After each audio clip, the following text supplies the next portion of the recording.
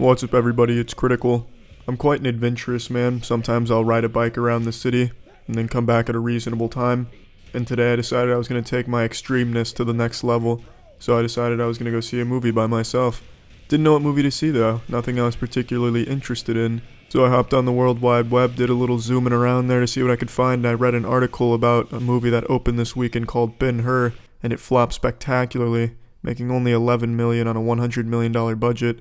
Apparently no one even knew this was coming out. People remembered the 1950s movies, but not this remake. Didn't even know it was on the horizon.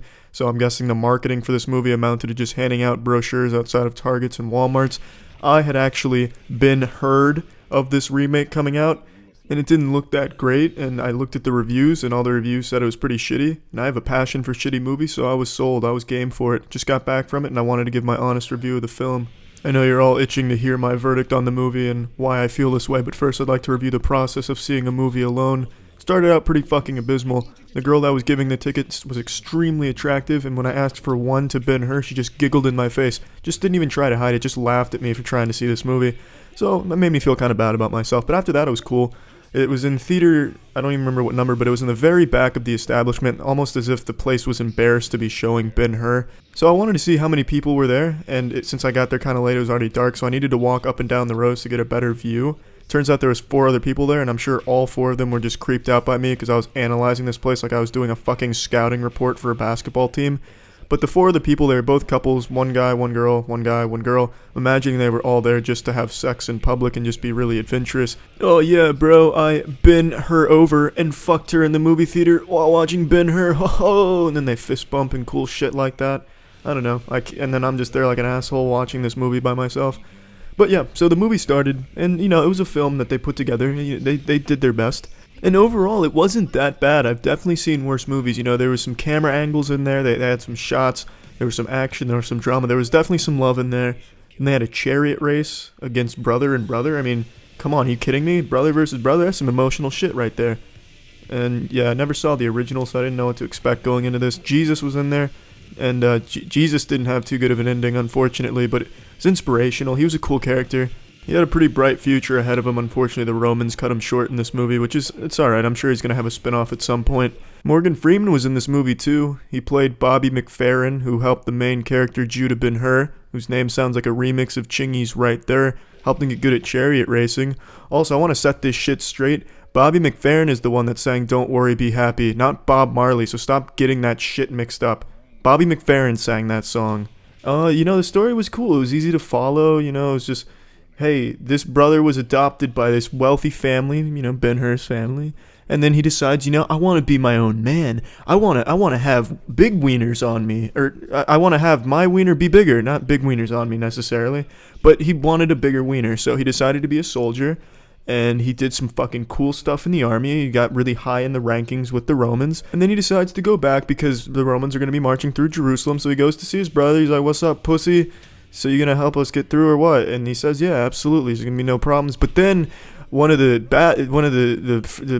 dude with a bow and arrow strikes at a high-ranking Roman dude, and then all shit breaks loose. Ben's brother starts taking his family and putting them to death. And Ben's like, "No, please don't hurt them." And then they still do it, and they throw him in the bottom of a ship to row. And he becomes a slave for 5 years, and then eventually he gets free because the ship he's rowing blows up in a nuclear explosion that no one expected back then. But Ben doesn't fuck around with the fuck-arounds. He's too mad at his brother to die by some pussy nuclear explosion, so he says no, none of that, and he survives it, and then he swims to shore and ends up in Gerudo Valley. And then he meets Morgan Freeman there, and then he finds out that his brother is now this incredible god of the chariot that's never lost, so he decides he's going to make him lose, and he's going to take his life for all the shit he put him through. And then they get good at chariot racing, and then the chariot race happens, and then sure enough, he beats him in the chariot race. But then, no one could have expected how the movie ends. His brother loses his leg below the knee. He's okay though, they forgive each other. And then he finds his mother and sister weren't killed like he thought they were. They were alive. And then he gets them back, and his wife is happy too, and his brother's happy, Jesus got the short end of this stick, though. He got killed, but everyone else was happy afterwards for his sacrifice and for everything that happened here. And then the whole family's on horses, and they ride their horses out together, and it's a happy ending.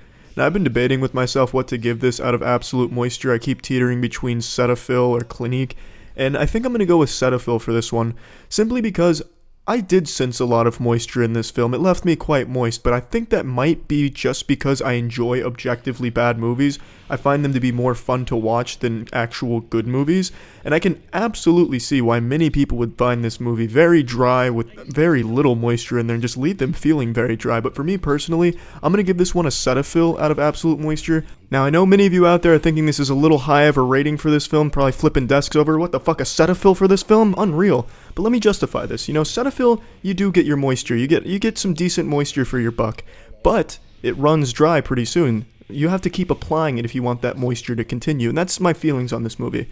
In short bursts, I was quite moist in the movie, but there was long stretches of very boring stuff that made me just very dry. And I think that's going to be most people's opinions on it. If not, they're just not going to like anything about it. They're going to be leaving feeling very dry. They won't give it any type of moisture. They'll give it fucking sandpaper out of absolute moisture. But for me, since I like bad movies like this, I enjoyed it. And yeah, that's about it. See ya.